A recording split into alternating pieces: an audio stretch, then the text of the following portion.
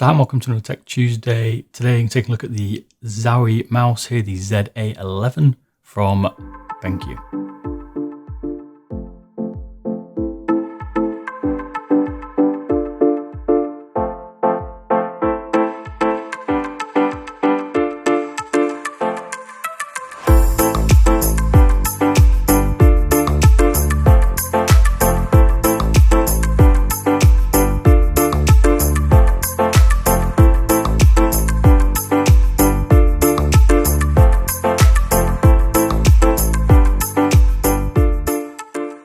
So this mouse itself retails in at $59 US. Today we're going to be taking a look at the full review of this mouse, and I'll be going through a lot of the technical specs for things like mouse press force, what the real weight is, what the mouse sensor performs like on jitter tests, slam tests, show you a little bit of gameplay while we're doing that as well, and just give you my general thoughts on the mouse itself. So let's start off with the build quality here. Well, this Zowie mouse is built really well. There's no rattles. It's made of a decent plastic with no flex whatsoever. The only issue you're going to find here, if you've got a bit of OCD, and is the fingerprints that this thing has is outrageous. This is down to the matte black finish, and it really does show fingerprints. But if you can get around that, it's a nice finish, a decent coating here, and a good product overall here from BenQ. So the shape of this mouse is an ambidextrous mouse, which means both left-handed and right-handed people can use it. And it has buttons on the left hand side and on the right hand side, as well as the standard front left and right mouse buttons. I found one of the best features of this mouse to be the curved shape. I know a lot of people do like this. This is more of a traditional shape with a kind of high hump at the back. This does come in different sizes here, and we'll go into that a little bit later on in this video. But this is the larger one, which is the ZA11 here. The mouse itself is styled nicely. It has no RGB. It has a red Zowie logo on the back, which is subtle, and also BenQ on the back left-hand side. The mouse itself has two large pads, which I thought might allow it to glide very well here, but it has done very well on a G640 mouse pad and a Razer Scarab, which I've used for all my tests today. This mouse will fit with all grips here really, including palm, claw, and fingertip. It has no rubber sides on this mouse, and this mouse is generally designed for all types of grips. So this mouse comes in with the 3310 optical sensor. The ability to change the DPI is done via a button under this mouse, and it comes in with 4 presets, which are 400, 800, 1600, and 3200. It's nice to see the DPI button on the base of the mouse, so you don't accidentally press it when you go for the scroll wheel, for instance, or you rest your finger over the scroll wheel, and you can tell which DPI you're running by which colours active underneath. One of the unique features here is you can change the lift-off distance, and how to do that is on the manual. I won't go through that, but it's nice to see you can adjust that. The mouse comes in with 3 pull rates. It's 125, 500, and 1000. And again, these are activated by pressing certain buttons when you plug the mouse in. So moving on to the mouse sensor test here, which we've done for a few of these mice. If you want to see the results of this against other mice, check out my beardedbob.com website, which is coming up very soon. And this will have all the statistics to give you a good comparison, so you can check out certain things against each other. So if you're not familiar with my Tech Tuesday, I go through premium products that are on the higher end, quite a lot more expensive, generally around 50 UK pounds upwards, and I'll show you things like mouse pads, keyboards, monitors, graphics cards, and all the general PC peripherals, as well as some other additional technology. Anything I talk about here link-wise will go into the description. If you want to see any of my gameplay when I'm using these products, playing things like Black Ops and stuff, I've moved that onto my Bearded Bob gaming channel, so it won't be my normal Bearded Bob one going forward. So overall, the mouse performed very well on both a cloth and a hard surface that I tested on here. The angles were really good. I did feel like maybe it was slightly snapping a little bit somewhere on the straight lines, but I think that's probably just me. The only real issue I saw with this mouse was the lift-off test, both slow and fast. I found that the mouse did start to wander here. Now, when I was gaming with this, playing Call of Duty Black Ops 4, and I was also playing some Battlegrounds as well, I didn't find any problems here with the mouse not retracking when it was lifted, and I'm a lift-off person with the mouse. It just seems to be only in this test, it seems to have some issues, and you can see that within these test results. I performed some slam tests with this mouse on all the DPI settings on cloth and hard surfaces, and again, this mouse did not spin out whatsoever. I've heard on the forums a few people saying it does spin out, but I certainly couldn't, and I did try pretty hard to try and get this to spin out, and it did just as you expect, be nice and stable. So I've been doing the millisecond response test here, and this came in with a nice 175 milliseconds, which is definitely on par with everything else we've tested. If you want to see these differences, check out Rocket Jump Ninja as well, because he does this, and it'll be a good comparison for you to be able to tell if there's any significant differences between myself and him. So let's look at some of the buttons here, and one of the issues I have here is the scroll wheel on this Zowie mouse. I'm certainly not the only person to have this, but it was confirmed when I got this mouse that it is very, very gritty, this scroll wheel. It's not the best feature of this mouse. Not many people use the scroll wheel, I guess, for flicking through things. You certainly won't like to use it for browsing the web.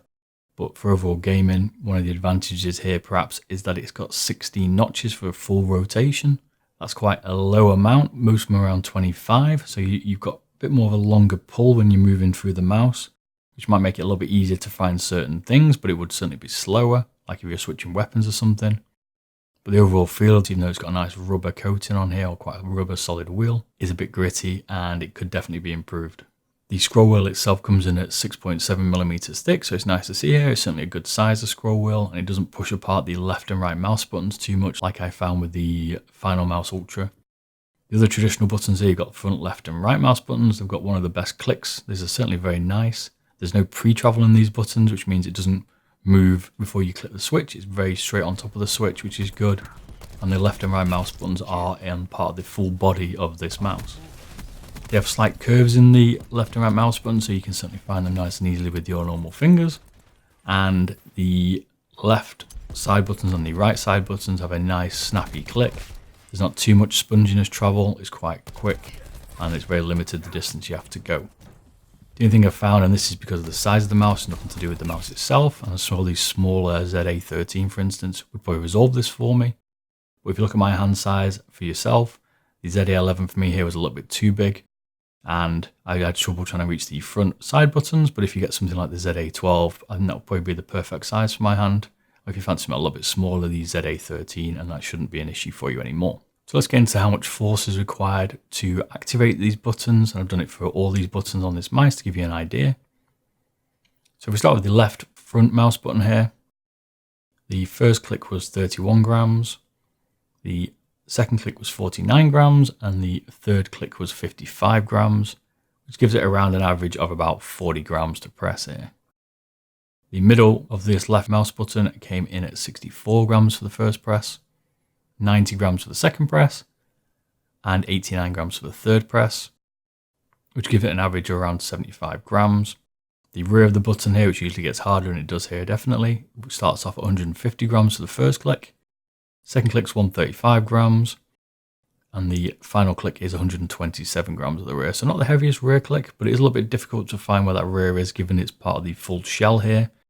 But it's something to bear in mind that it's still pretty light up to the top of the scroll wheel here. Moving on to the right hand side mouse button front here, and the first click was 61 grams, second click was 48 grams, and the third click was 54 grams. This gave it an average of around 55 grams, so probably a little bit more than the front left, but I think that could just be down to a little bit of tolerance with me pressing the force perhaps. The middle of the right hand side mouse button, it came in the first click at 101 grams, second click was 65 grams, so it dropped quite a bit, and the third click was 87 grams, and that kind of gave it an average of about 80 grams, let's say. And the rear of the right mouse button, it came in the first click at 116 grams, second click of 120 grams, and the third click of 137 grams, which gives it an average of around 125 grams. So moving on to the left side front button, the first click was 99 grams, the second click was 89 grams, and the third click was 95 grams, so a nice bit of consistency there, and that meant it came in at an average of around 95 grams. The left side back button came in at 114 grams first click, 92 grams the second click, and 124 grams the third click. Gives it an average of about 110 grams. Moving on to the right hand side front button. First click was 90 grams, second click was 90 grams, third click was 95 grams. Gives it an average of about 92.5 grams. And the right side rear button, it came in at a click of 52 grams. Which could be a little bit low, but I don't want to do too many clicks because it'd be a bit unfair. The second was 97 grams and the third was 85 grams, which probably gave it a little bit of a false average here, I would say, of around 70 grams. So moving on to the scroll wheel. The scroll wheel press down came in the first one at 233 grams, the second one 193 grams, and the third one of 224 grams. And that gave it an average of about 210 grams press actuation force here. So I hope you like that. I've gone through all the buttons here to give you an idea of all the pressures. Try to cover as much as I can and try and be as fair as I can because it's quite a tricky test. So let's listen to the sound.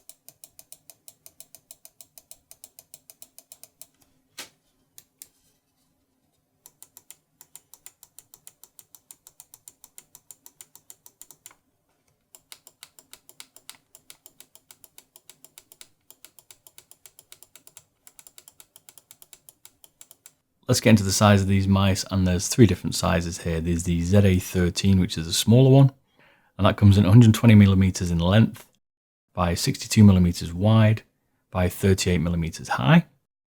You've got the ZA12, which is the one in between, which is the middle one, and that comes in at 124 millimeters long, 64 millimeters wide, and 39 millimeters high.